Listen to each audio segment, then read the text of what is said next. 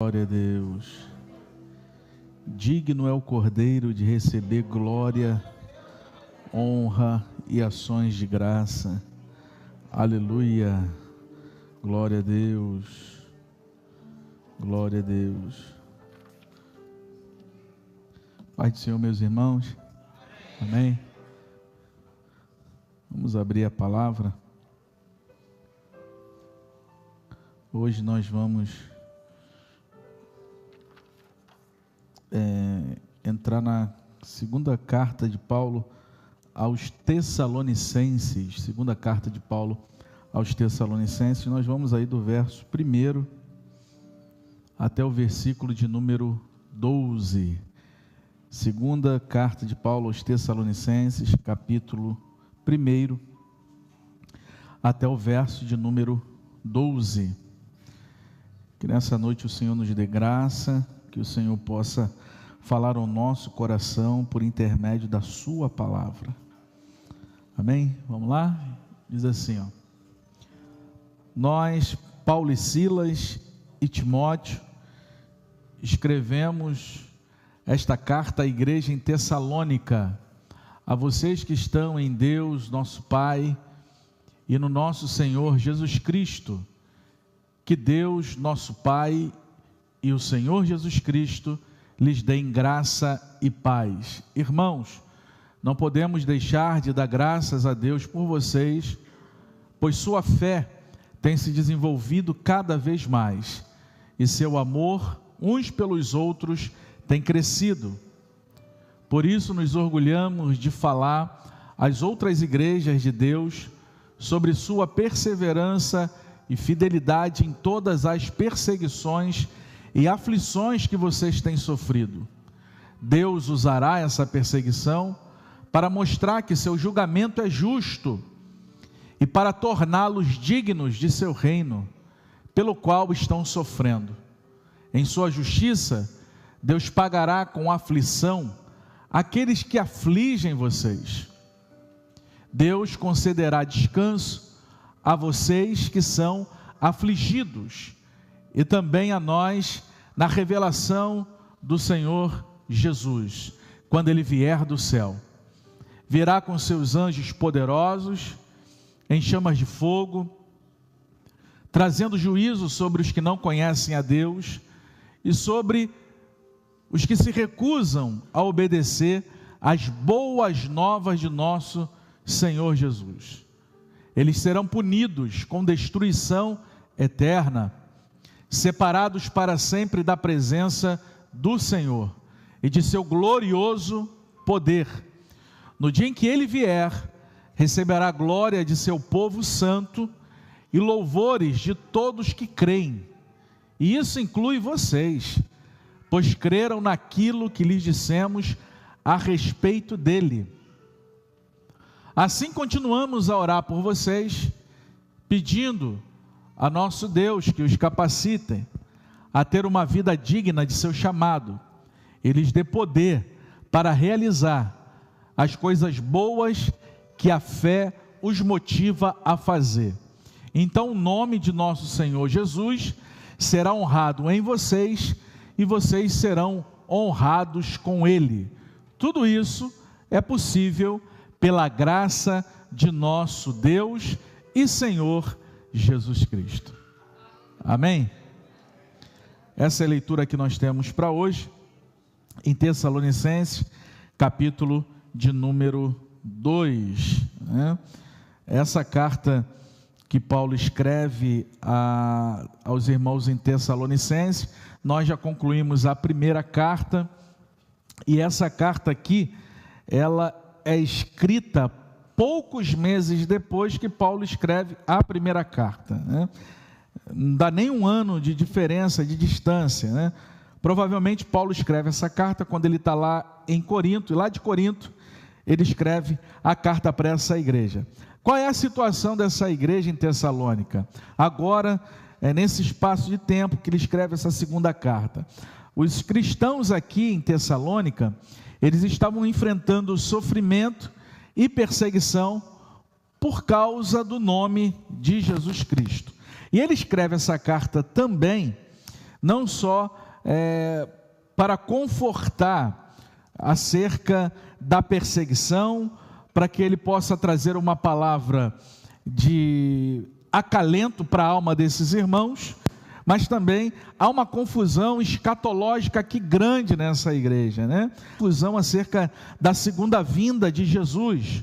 Alguns já estado, outros que o dia do Senhor já tinha chegado, enfim, tinha causado aqui uma ansiedade, uma desordem muito grande no ambiente dessa igreja, levando alguns irmãos a pararem de trabalhar, porque entendiam que a vinda de Cristo era tão iminente, que não precisava mais trabalhar, pensando que o fim era para outra, né?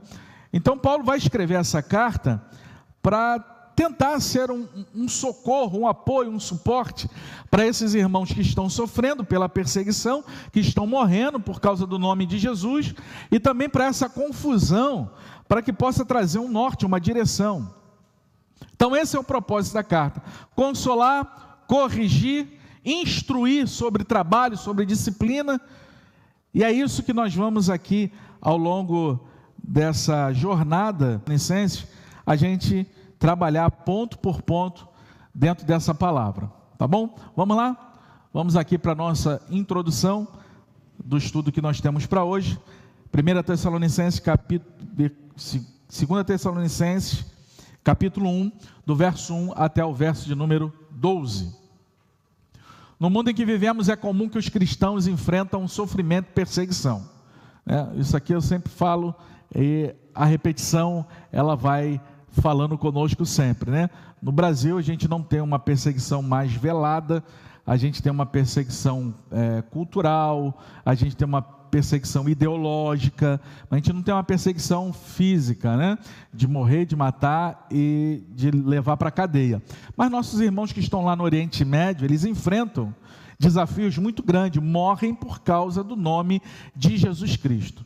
Então muitos cristãos hoje no mundo enfrentam sofrimento e perseguição. Sofrimento, ele é comum a todo ser humano, mas em se tratando dos cristãos, é o sofrimento por causa do nome de Jesus. Isso é fato, isso é real. Isso pode acontecer por causa de ataques diretos, pressão da sociedade, ou dificuldades mesmo do dia a dia. Muitos cristãos têm dificuldade em manter a sua fé em momentos difíceis. Sofrer pode ser algo solitário, principalmente quando a dor parece não acabar. É isso que é o grande desafio hoje da espiritualidade. Mas isso não é novidade. Quando olhamos para a igreja aqui em Tessalônica, nós vemos que aqueles cristãos também estavam sendo perseguidos por crerem em Jesus, pelo simples fato de acreditarem em Jesus, pelo simples fato de colocarem a fé em Jesus Cristo, eles estavam sendo perseguidos. Havia uma perseguição generalizada aos cristãos no primeiro e no segundo século, tão grande, tão ferrenha, né? Mesmo assim, eles continuavam firmes, com uma fé cada vez mais forte e amor uns pelos outros. Quanto mais perseguia, quanto mais estavam vindo em embate contra os irmãos ali em Tessalônica, essa era uma igreja diferente, né? Perseguia, continuavam firmes. Perseguia, estavam mais fortes. Perseguiam, eles amavam cada vez mais uns aos outros. A perseguição não roubou do coração desses irmãos a fé, não roubou a disposição do coração de amar uns aos outros mais ainda. Pelo contrário, a fé foi aumentada e o amor um pelos outros também cresceu para a glória do nome de Jesus. Paulo escreve essa carta para animá-los, ele queria lembrá-los que o sofrimento deles tinha um propósito e que Deus estava no controle de tudo. Paulo, ao saber da situação desses irmãos, a saber do sofrimento, a saber também da confusão escatológica que estava acontecendo, ele escreve de primeira mão para tentar animar esses irmãos, para que eles tenham em mente o seguinte: que o sofrimento deles tinha um propósito e que Deus estava no controle de tudo. Abro aspas agora para trazer uma palavra bem atual, aplicada no nosso coração. Nós precisamos entender isso aqui, que cada sofrimento, cada luta, cada prova, tudo aquilo que a gente passa na nossa vida tem um um propósito, e a gente precisa entender, Deus está no controle da nossa vida, nada acontece sem que Deus não veja, sem que Deus tenha o seu olhar, sem que Deus tenha percebido, Ele está no controle de todas as coisas. Em 2 Tessalonicenses capítulo 1, do 1 ao 12, vemos essa mensagem de apoio, Paulo trazendo esse conforto a esses irmãos. Paulo encoraja os irmãos a continuarem firmes, lembrando que o que Jesus tem preparado é muito melhor do que a dor que eles estavam passando. Isso aqui é fato para nós. Nós precisamos lembrar do que o que Jesus tem preparado para mim e para você é muito maior do que essa dor que você está enfrentando, do que essa luta que você está passando, do que essa provação que você está enfrentando. A glória de Deus é muito maior daquilo que a gente está passando.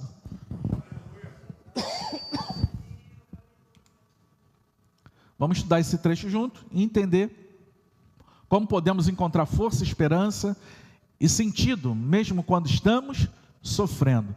Porque o sofrimento, alguns podem entender o sofrimento como algo tão negativo, destrutivo, que pode fazer com que essa pessoa enfraqueça na fé e até abandone a fé.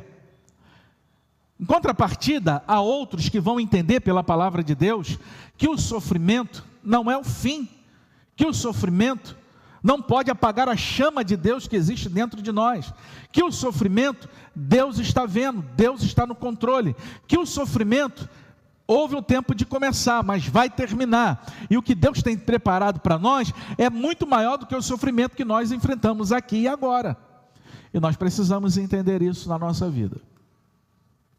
Primeiro versículo, nós, Paulo e Silas,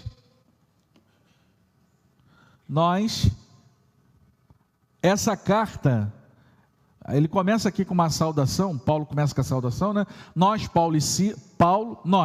Paulo, Silas e Timóteo, escrevemos essa carta à igreja em Tessalônica, a vocês que estão em Deus, nosso Pai, e no Senhor Jesus Cristo. Paulo começa aqui com uma saudação formal, ele inclui o Silas e Timóteo.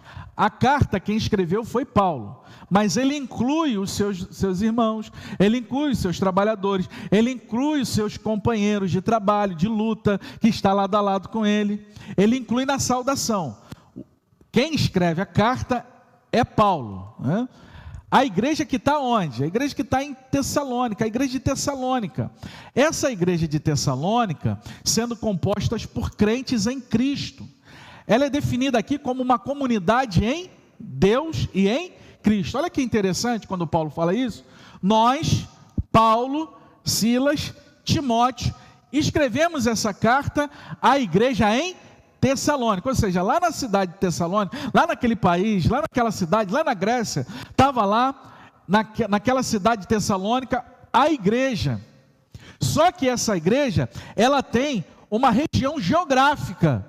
Nós estamos aqui em Bom Sucesso, na Maré, na Vila do Pinheiro, é uma posição geográfica nossa, mas ele vai dizer, vocês estão aonde? Vocês estão em Deus.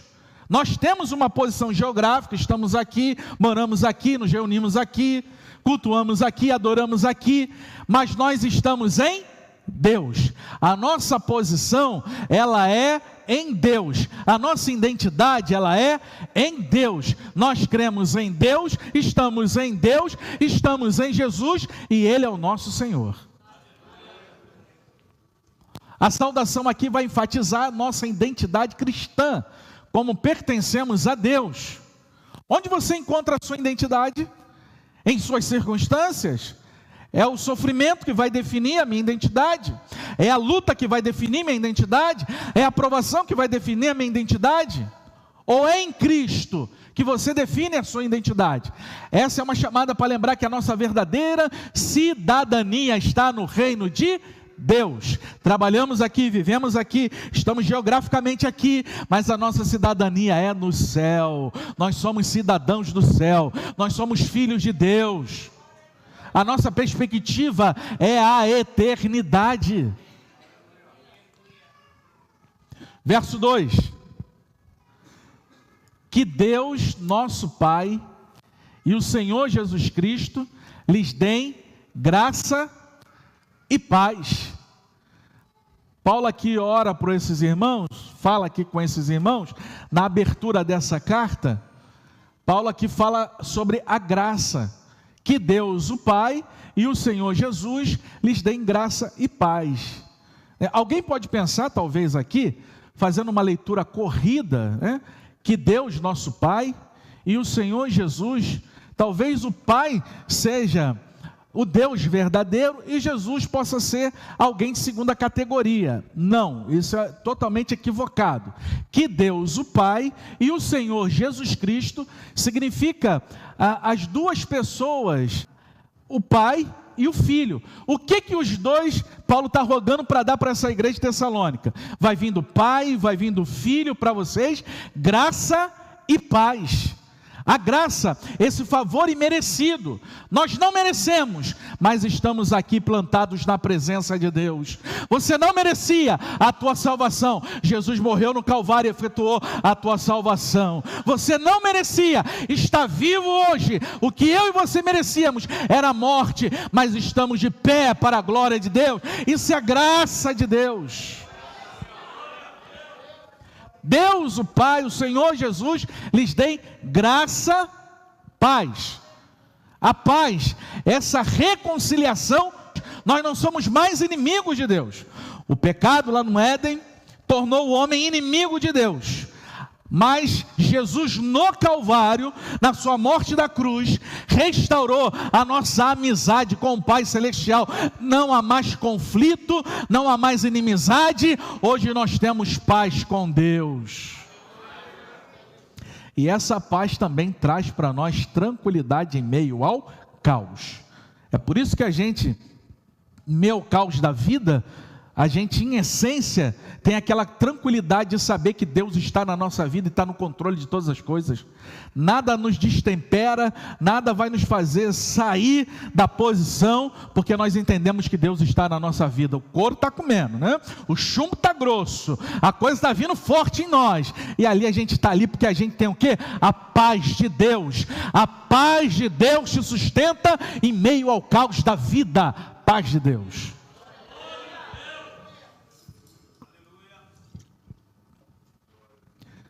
Essa inicial aqui de Paulo indica que, apesar das dificuldades, a graça e a paz de Deus são os pilares fundamentais para a vida cristã.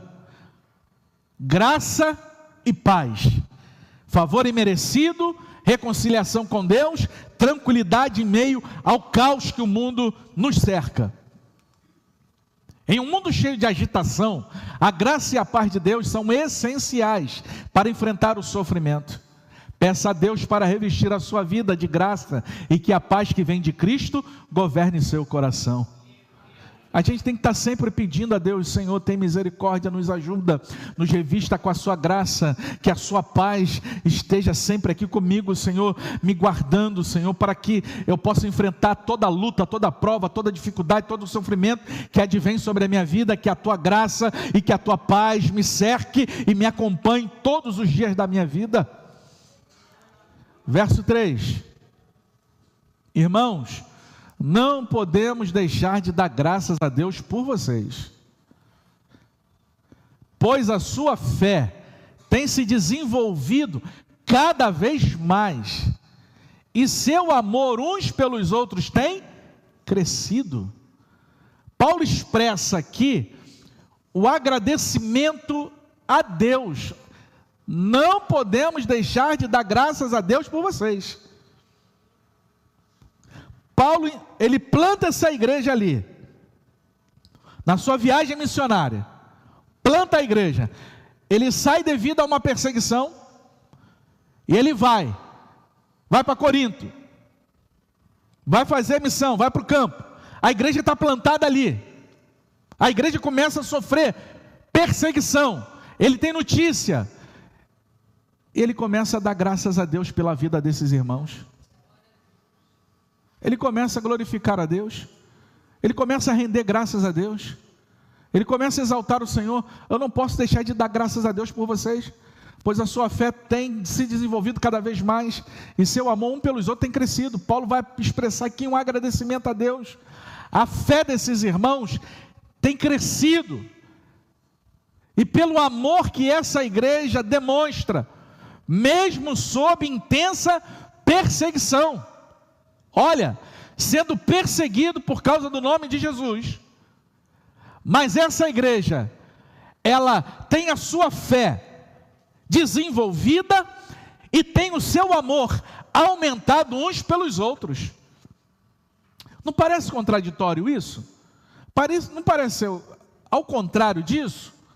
A percepção que o mundo tem, que as pessoas que não conhecem a Deus têm, é o seguinte: o sofrimento é ruim, é mau, só vai me desgastar, eu vou perder a minha fé, minha confiança, eu não vou amar como tem que ser amado, enfim, eu quero pensar só em mim. A fé em Cristo é diferente. A fé em Cristo vai dizer o seguinte: não, o sofrimento é uma capacitação que Deus está te dando, para que você possa suportar ele, para que a sua fé possa aumentar mais, e saber o seguinte: Deus está no controle da tua luta, do teu sofrimento, e o teu amor em contrapartida tem que aumentar. Sofrimento está aí, o teu amor aumenta uns pelos outros. É o que essa igreja está passando. Forte impacto de perseguição, desenvolvendo na fé, uma fé mais amadurecida, e o amor uns pelos outros aumentando. A fé não é algo parado, né, irmão? A fé não é algo parado. A fé não é igual aquela água parada, com o tempo ela vai crescendo, ela vai desenvolvendo, e o amor aumenta cada vez mais que estamos unidos em Cristo. Quanto mais você tem Cristo na sua vida, mais você ama. Se você tem pouco amor, você precisa de mais intimidade com Cristo, você precisa de mais união com Ele. Quanto mais a gente tem uma unidade com Cristo, mais o nosso amor aumenta. Em momentos de dificuldades, é fácil perder o foco. No entanto, a fé verdadeira vai nos fortalecer nos tempos de prova. No momento da prova, se a tua fé estiver ali em Cristo, unida com Cristo, você vai se fortalecer nesses momentos de prova. Pergunte a si mesmo: como minha fé e meu amor têm se desenvolvido nas dificuldades? Essa é uma pergunta para a nossa reflexão.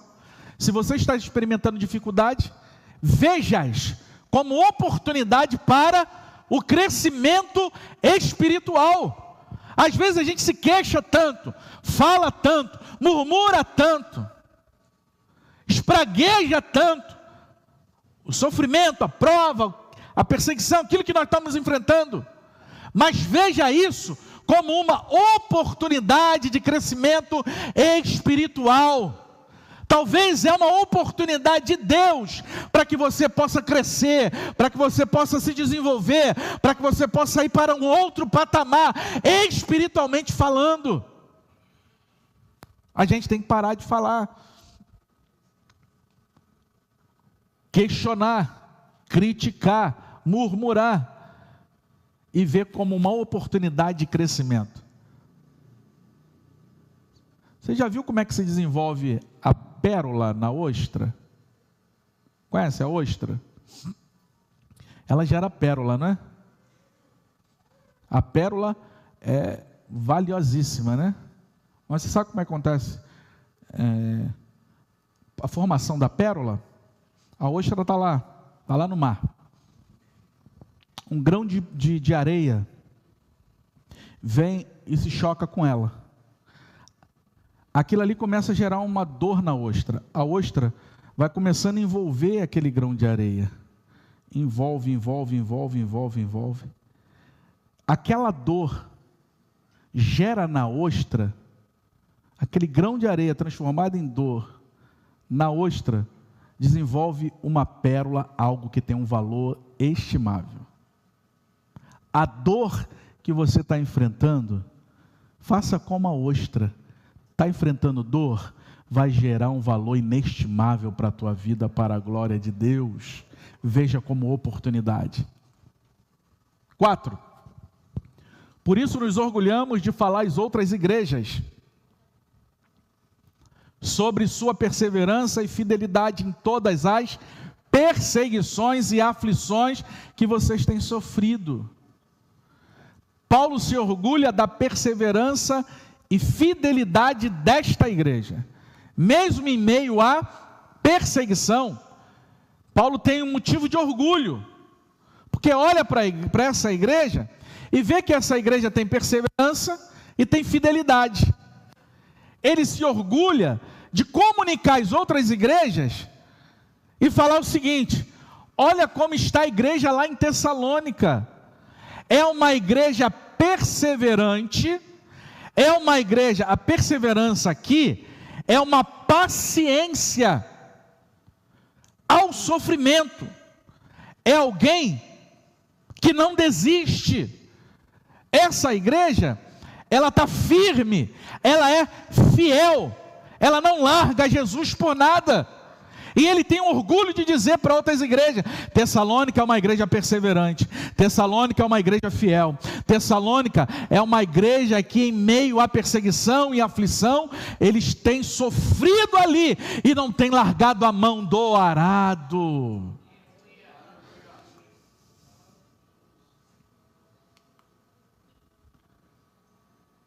Perseguição e aflição. Essa aflição aqui é tribulação, né? É aquela prensa. Sabe aquela prensa? Como é que é o nome que chama aquele nome que bate, né? Fugiu agora o nome. É uma prensa. Pode ser também. Isso, pode ser. Bate ali para extrair o sumo mesmo. É isso que eles estão enfrentando. Eles não estão enfrentando aqui o seguinte: a irmã passou, não falou a paz do Senhor comigo, estou triste, largo Jesus.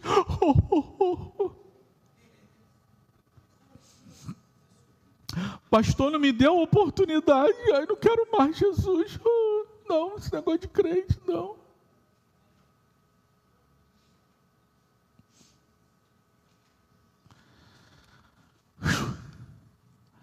A sua fé, meu irmão, olha isso aqui, olha que coisa linda. Esses irmãos de Tessalônica, eles estão firmes em Deus. Eles são perseverantes e são fiéis. Estão ali, sofrendo perseguição e aflição, sendo atribulados, triturados, perseguidos. Alguns morreram. Estão ali firmes. O que a perseverança e a fidelidade desses irmãos geraram? Geraram um testemunho para os outros. Quando você permanece fiel a Deus em tempos de adversidade, a sua vida se torna uma mensagem de encorajamento, inspiração para aqueles que estão ao seu redor. Vão olhar para a sua vida e vão se inspirar em você, vão ter coragem de caminhar mais ainda, vão querer servir mais a Deus, porque você está enfrentando prova, você está sendo perseguido, está enfrentando a dor, os ataques, a tribulação, e está se mantendo perseverante e fiel a Deus. É um testemunho glorioso e poderoso que a gente passa. 5. Deus usará essa perseguição.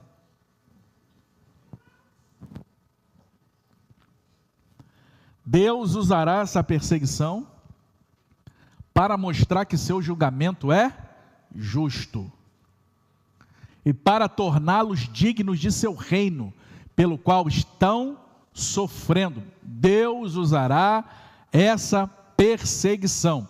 Deus usa o sofrimento como ferramenta para algo maior. Para quê, meu irmão?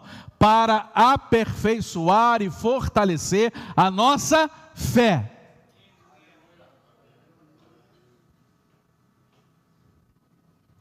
Está muito tranquilo, hein? As coisas estão soprando muito de vento e popa, hein? De repente Deus permite algo saculejar o barco, né? Aí a dor vem, o sofrimento vem, a perseguição vem, mas não é porque você está dando mau testemunho, não, porque você tem sido fiel a Deus.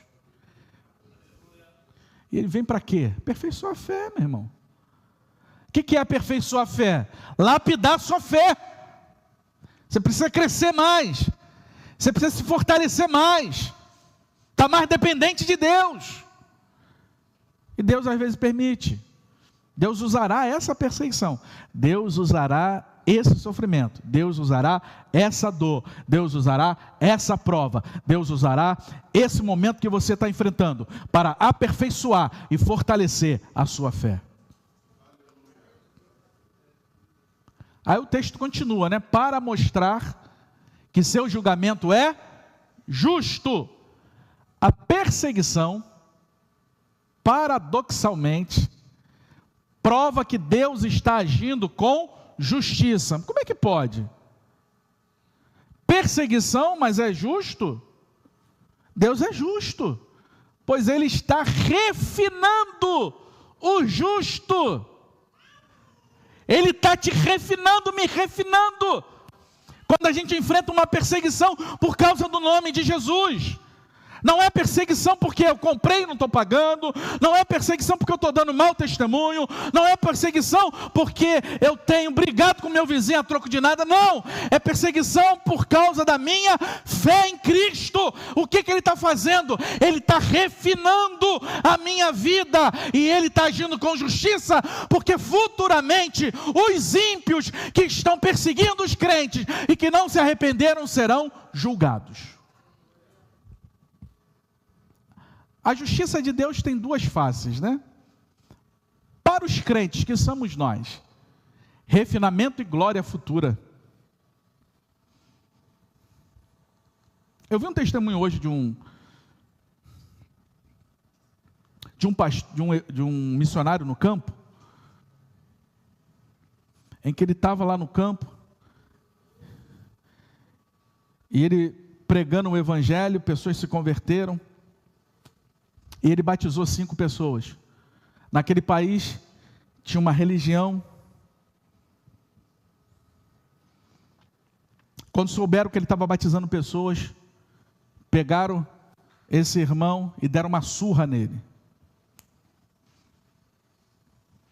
Depois de 3 meses, ele batizou mais 10. Quando souberam de novo, foram até ele e deram outra surra nele.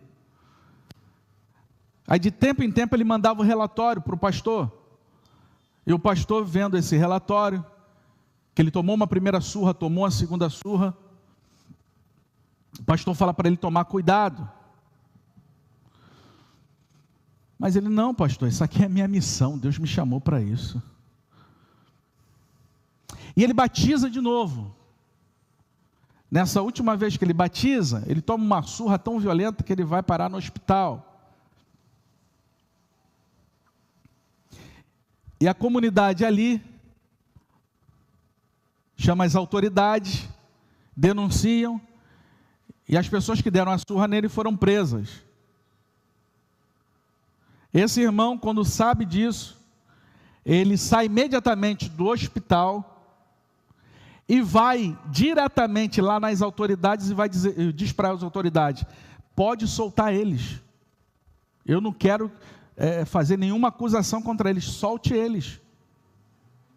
Soltaram, e eles foram perguntar para ele: por que você pediu para soltar a gente se nós te demos uma surra? Ele disse: não, essa é a missão que eu tenho que cumprir. Eu tenho que pregar o evangelho, e o sofrimento vai vir sobre a minha vida, e eu tenho que passar por isso.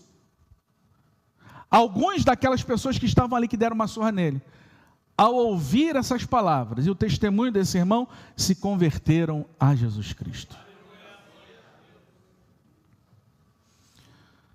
A justiça de Deus tem duas faces. Para os crentes, refinamento e glória futura.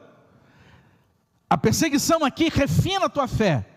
É como um ouro que está bruto e precisa passar pelo processo de lapidação, de pureza, para que ele alcance um grau de pureza muito maior. E assim também na nossa vida, a gente passa perseguição, a gente passa ataques. Isso é um refinamento da nossa fé. Para quê? para refinar a nossa fé, nos tornar mais dependentes de Deus, mais crentes em Deus, uma fé mais robusta, identificando também a glória futura, que um dia estaremos para sempre com Jesus. A justiça de Deus tem duas faces: para os crentes, refino e glória futura, e para os ímpios, para os perseguidores, condenação e retribuição futura. Não adianta, Deus, Ele é justo, justo. E Paulo continua: e para torná-los dignos de seu reino. Não significa que o sofrimento que a gente passa, que a gente enfrenta, são esses sofrimentos que nos tornam digno, merecedor do reino. Não é isso não. Mas ser reconhecido como alguém que vive à altura da vocação do reino. No mundo teremos aflições. Importa, para entrar no reino de Deus, que passemos por muitas tribulações. Esse evangelho maquiado,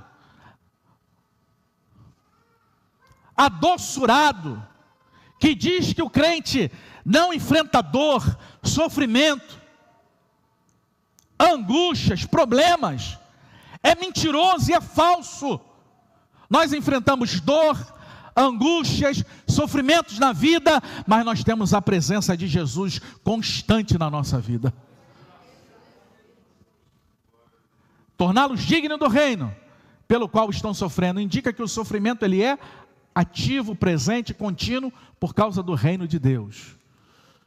O sofrimento presente, embora real, é proporcionalmente pequeno diante da glória prometida. Meu irmão, o que Deus tem preparado para mim e para você, olho não viu, ouvido não ouviu, não desceu no coração do homem. O que Deus tem preparado para mim e para você é algo glorioso, grandioso, poderoso.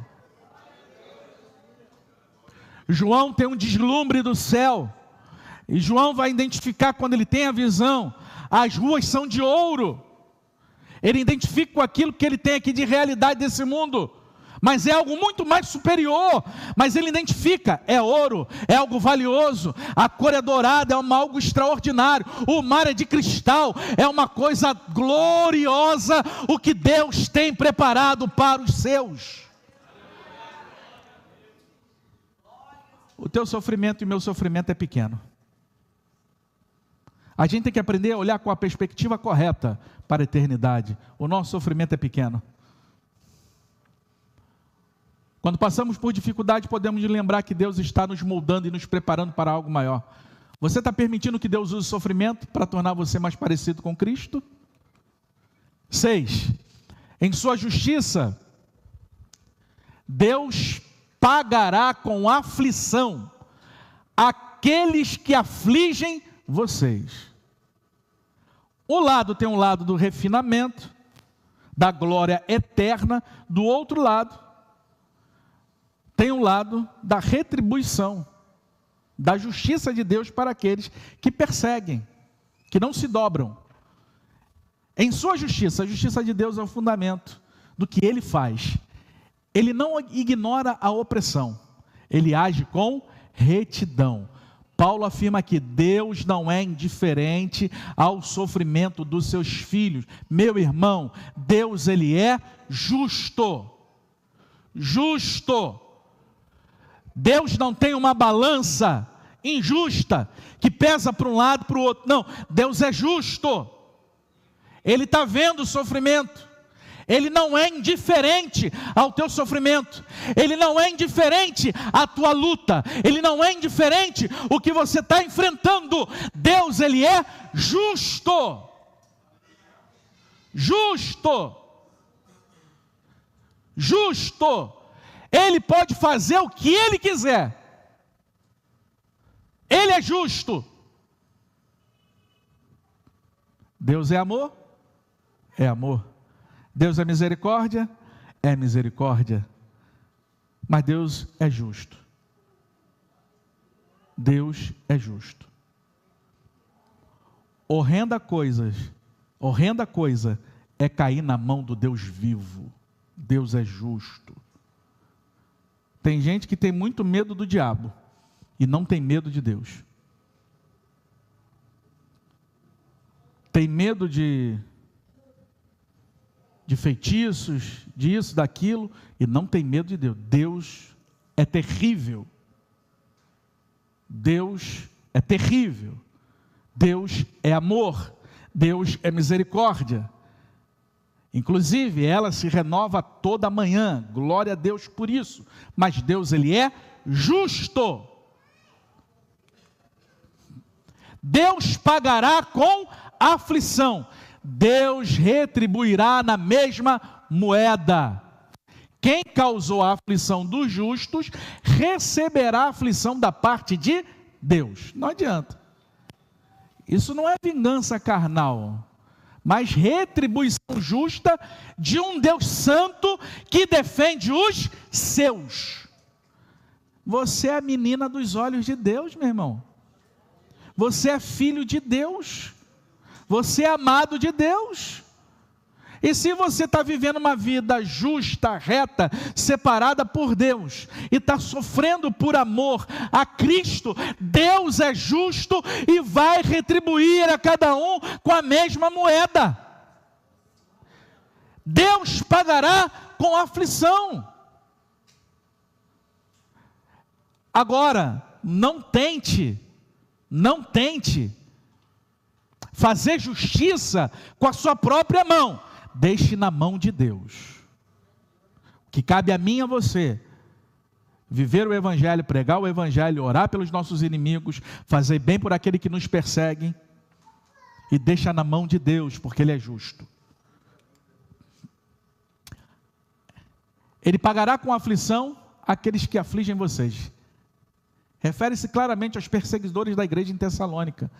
Provavelmente aqui judeus hostis, que não aceitavam esse negócio do Messias ser Jesus, e as autoridades pagãs, o império, que não aceitava que tinha um Senhor, que eles diziam ser o Senhor da vida deles.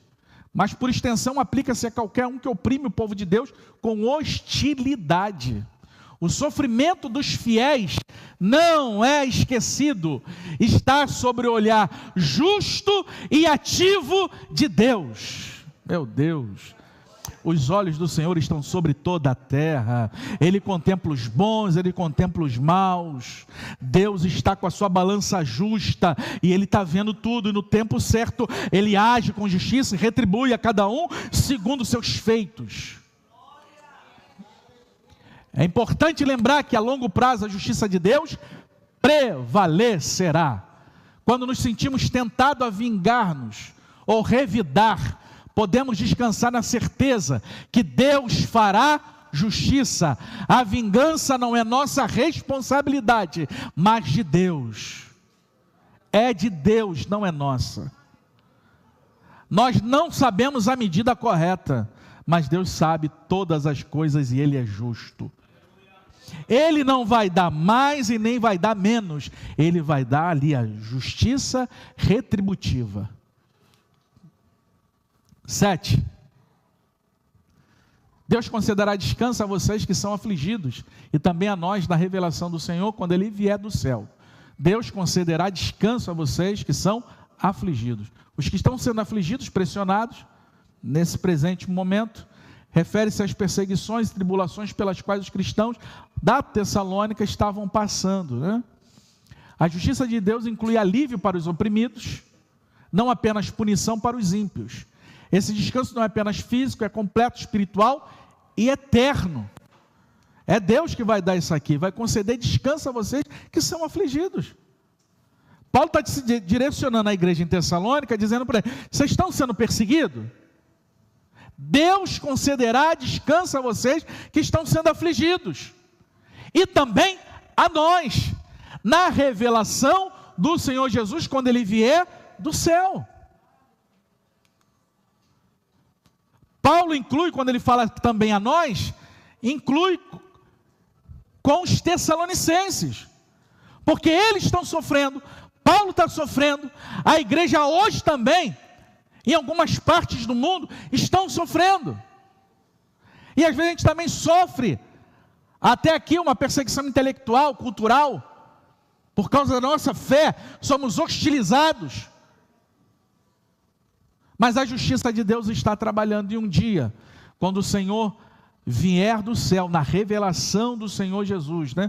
Essa manifestação gloriosa e pública de Cristo no fim dos tempos, vai apontar aqui para o dia do Senhor. Quando Ele virá, será visto como Rei e Juiz. Os senhores da toga, os juízes, eles julgam o seu bel prazer, eles interpretam a lei ao seu bel prazer, dá habeas corpus para um, deixa outros presos, condenam uns, absolvem outros, recebem suborno, enfim.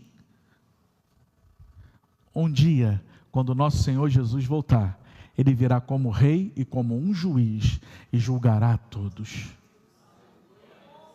Julgará a todos. Não ficará uma toga de fora. Não ficará um juiz de fora, não ficará um promotor de fora, não ficará ninguém, nenhum corrupto de fora, todos receberão a reta retribuição divina.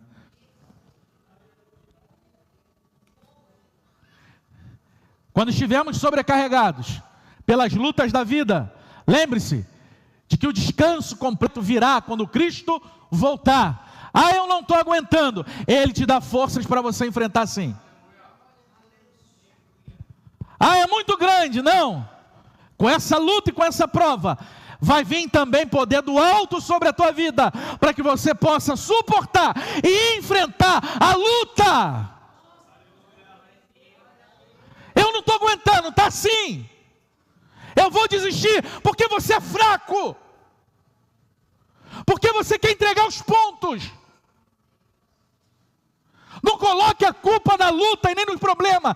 Deus te dá poder do alto. Esse poder do Espírito Santo, ele vem sobre a nossa vida. Ele nos capacita a gente enfrentar toda dor.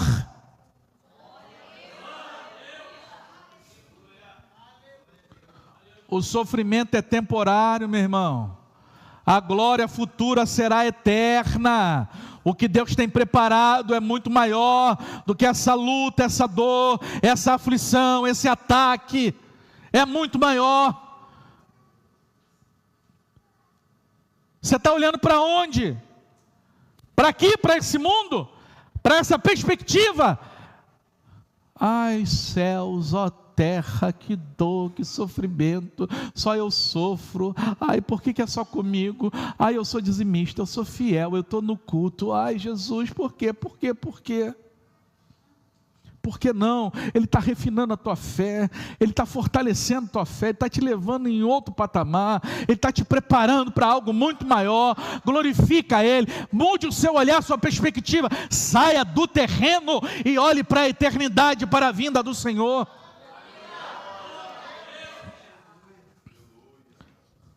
Oito. Vamos lá ver se a gente vai. Posso passar 10, 15 minutos? Amém? Vamos lá. Vamos ver se eu corro aqui se dá. Se não der, a gente vai 15 minutinhos. 8. Virão. Deus concederá descanso a vocês que estão afligindo e também a nós na revelação do Senhor Jesus quando Ele vier do céu. Virá com seus anjos, virão com seus anjos poderosos, em chamas de fogo, trazendo juízo sobre os que não conhecem a Deus e sobre os que se recusam a obedecer às boas novas de nosso Senhor Jesus.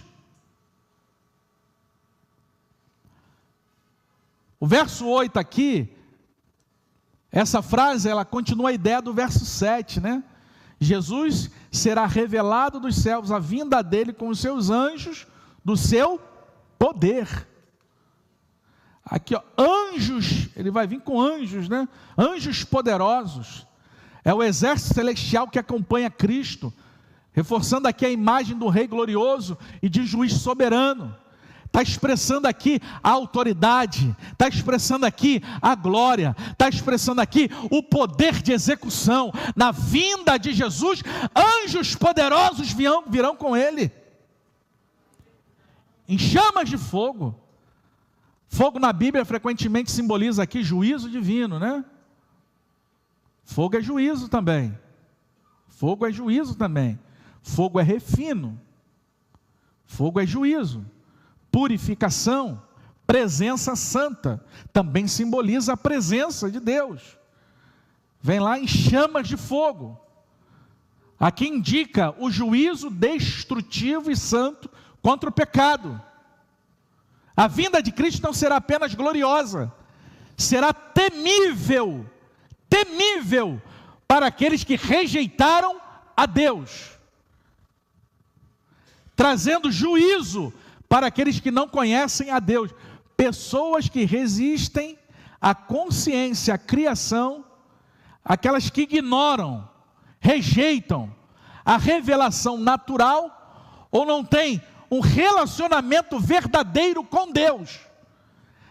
Quando Jesus vier, o texto está dizendo isso, trazendo juízo sobre os que não conhecem a Deus e sobre aqueles que se recusam a obedecer às boas novas do nosso Senhor Jesus. O Evangelho não é apenas uma mensagem a ser crida, né? Não é só crer. Eu creio no Evangelho, eu creio na palavra, eu creio. Tá, e aí? Você crê? Beleza. E é para não crer? Não. Você tem que obedecer. Ela é uma verdade para ser obedecida. Não basta só crer, tem que obedecer. Eu creio, tá, ok. É o primeiro passo. Mas esse passo tem que ir mais adiante. Qual é o outro passo? Obedecer. O que adianta? Eu creio, é a palavra de Deus, eu creio. Tá, mas você não obedece? E aí? Paulo fala aqui das pessoas que ouviram a boa notícia, que é o Evangelho, mas recusaram a se submeter a ela. Meus irmãos, nós estamos em tempos tenebrosos. Há uma apostasia generalizada. A palavra de Deus está sendo relativizada, ou seja, ela não tem aquele seu valor. O que importa é a interpretação do camarada, né? Antigamente se cria de uma forma, hoje estão se criando de outra forma. E dando vazão para inúmeras coisas, que vocês sabem, né, que está acontecendo aí no mundo. É uma apostasia, as pessoas abandonando a fé, distorcendo o Evangelho. Há uma coisa muito terrível acontecendo.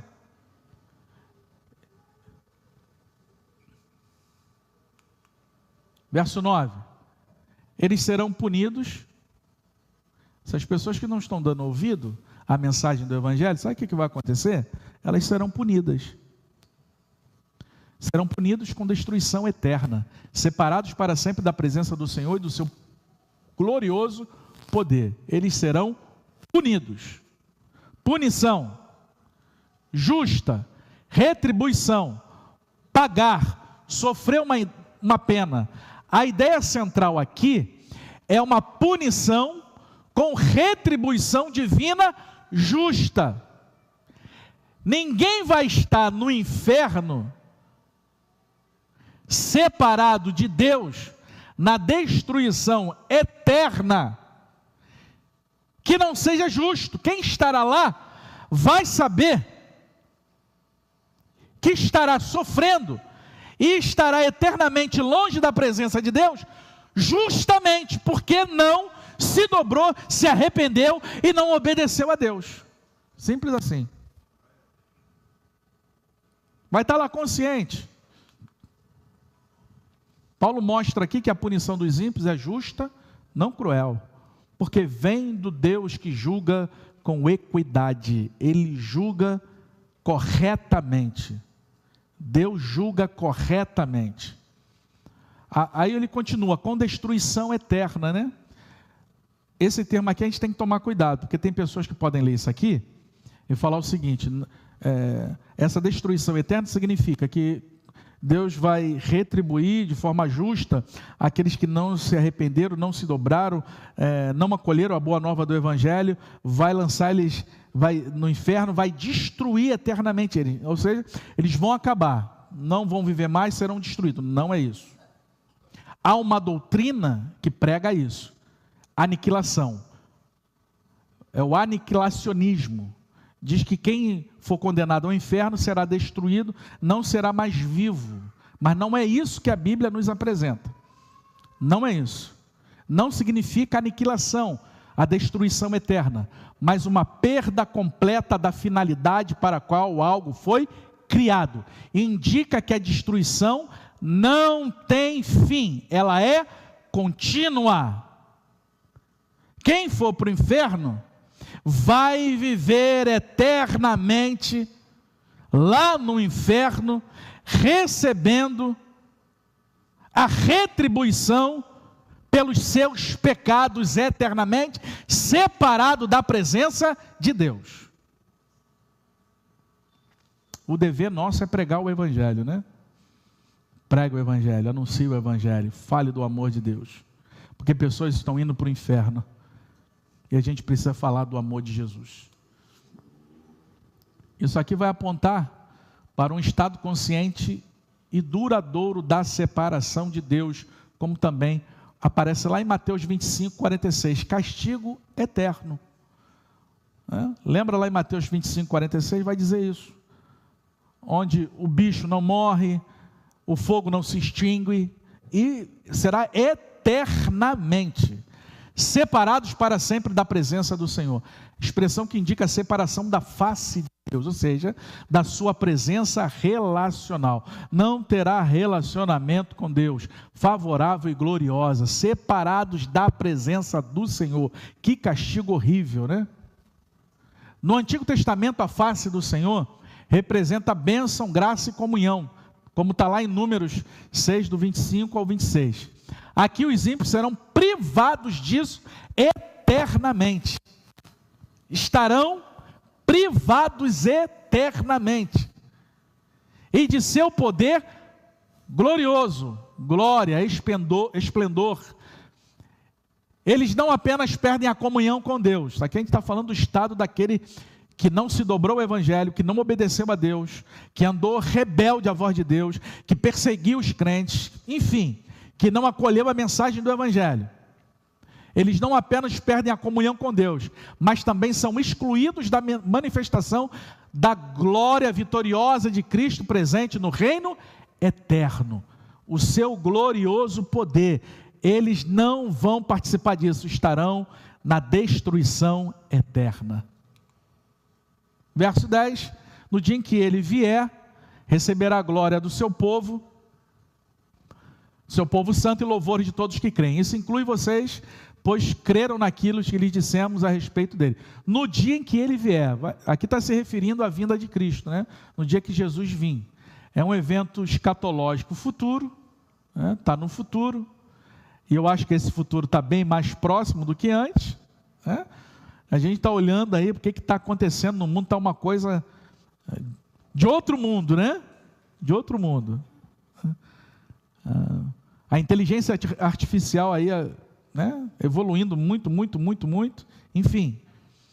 A apostasia aumentando, o amor esfriando. Eu acho que a vinda de Jesus está muito mais próxima. Receber a glória do seu povo santo. Quando Jesus vier, ele receberá a glória do seu povo santo e louvores de todos que creem, né? Ele vai ser glorificado, exaltado. Cristo será glorificado por meio da obra que ele realizou no seu povo. A vida dos salvos será um reflexo da glória de Cristo. A salvação dos crentes será a manifestação do triunfo do Salvador. Ele receberá glória. Ele já recebe glória. A gente não está no culto, a gente não dá glória a Deus. Ele já está recebendo a nossa glória, exaltação ao nome dEle, mas na vinda dEle, a glória será muito maior. Ele receberá toda a glória devida ao seu nome. Todo joelho se dobrará e toda língua confessará que Jesus Cristo é o Senhor, para a glória de Deus Pai.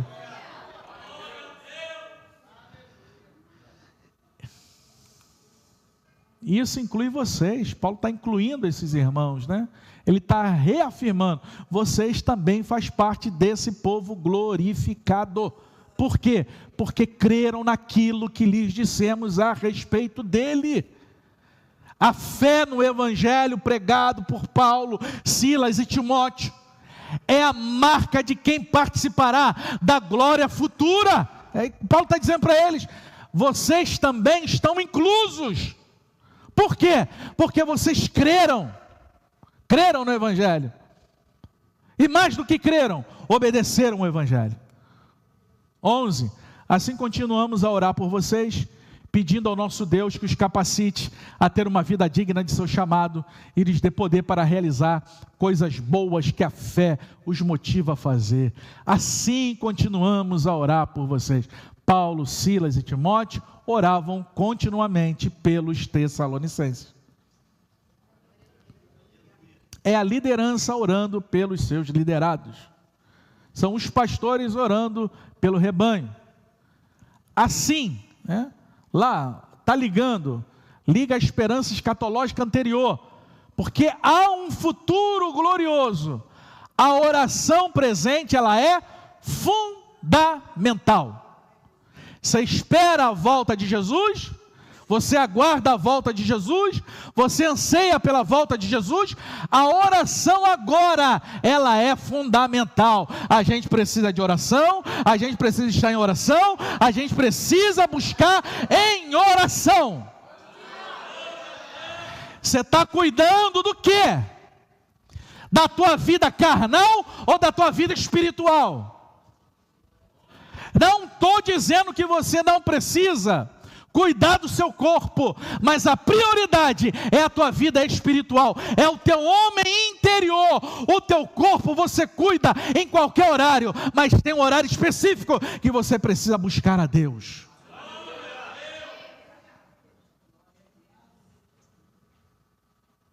Ah, pastor, trabalho, tenho folga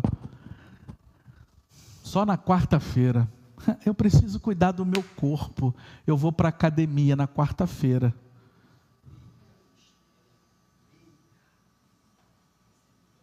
Aí você escolhe o que você quer. Você quer alimentar o teu homem natural ou quer alimentar o teu homem espiritual? Você vai ter que fazer uma escolha. E eu tenho uma notícia para você. Tenho uma notícia para você que a gente já viu o enredo dessa novela. Quem busca muito o material, o carnal, é questão de tempo. Começa a se embrulhar, o pecado começa a vir, não tem resistência, não tem poder do alto, não tem a edificação do coletivo da igreja, a presença de Deus, palavra de Deus, não tem nada. Daqui a pouco começa, quando vê, está afastado. Cadê fulano? Ficou lá na academia. Nada contra a academia, não é isso não que eu estou dizendo, não, estão me entendendo, né? Nada contra. Prioridade para um momento. Se você tem só esse horário, à noite, na quarta-feira, você tem que fazer uma escolha de prioridade para você. Ou você busca as coisas do reino, do teu homem interior, do reino de Deus, ou você busca a satisfação da tua natureza humana. Amém? Amém. Glória a Deus. Pedindo a nosso Deus que os capacite a ter uma vida digna. Passei? Não, digna do seu chamado. O chamado de Deus é pela graça. Mas Paulo ora para que os crentes vivam de forma digna do seu chamado. Meus irmãos, Deus nos chamou para viver de uma forma digna. Deus nos chamou para viver de uma forma digna do seu chamado. Você tem um chamado? Viva de forma digna. Qual é a forma digna? É ter uma conduta coerente com a sua novidade de vida. Ser uma bênção dentro de quatro paredes da igreja, mas lá fora, como é que está a tua conduta de vida? É coerente? Ou é um camaleão? Porque tem gente que é camaleão. Na igreja santa do mistério, pá. E lá fora é como? Faz como? É igual todo mundo, faz como todo mundo, enrola, dá volta nos outros, puxa tapete do outro, fala mal, xinga, Como é que é? Conduta coerente, meu irmão. A gente precisa de conduta coerente com o nosso chamado. Deus te chamou. Sabe qual é o chamado dele? Para você ter uma vida santa diante dele. Santa diante dele. Não importa se os outros fazem, o negócio é contigo, é com você. É com você. Ah, mas fulano está fazendo. Eu acho isso horrível. Eu sempre ensinei meus filhos o seguinte: seja homem. Seja homem. Errou, dá a cara a tapa. Ah, foi por causa de fulano e ciclano. Não faz isso não, que isso é feio. Isso é mau caráter. Eu falo, sempre falei isso para meus filhos. Sempre falei. Eu fui ensinado assim. Fui criado assim. Fazer alguma coisa de errado, ficava quietinho na minha, calado. Meus pais vinham e desciam, e eu estava ali na minha, recebendo. Fiz errado. Vou fazer o quê? Vou colocar em culpa no amigo, no ciclano? Não, foi culpa minha. Eu não estava junto? Eu não fiz?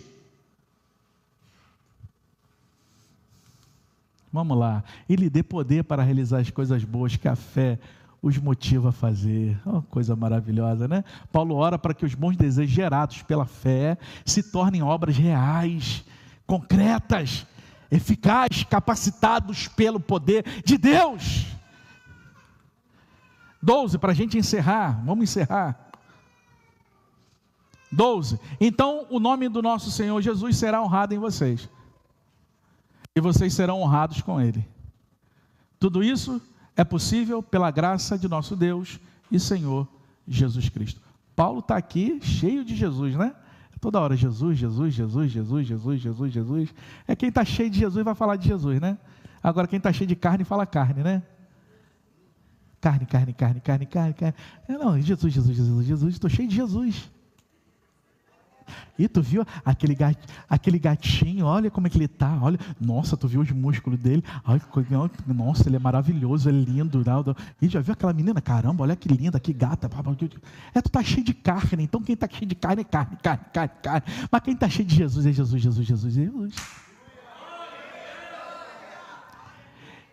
Cuidado, porque tu está cheio de carne, tu pode levar gato por lebre. Carnudo, carnuda.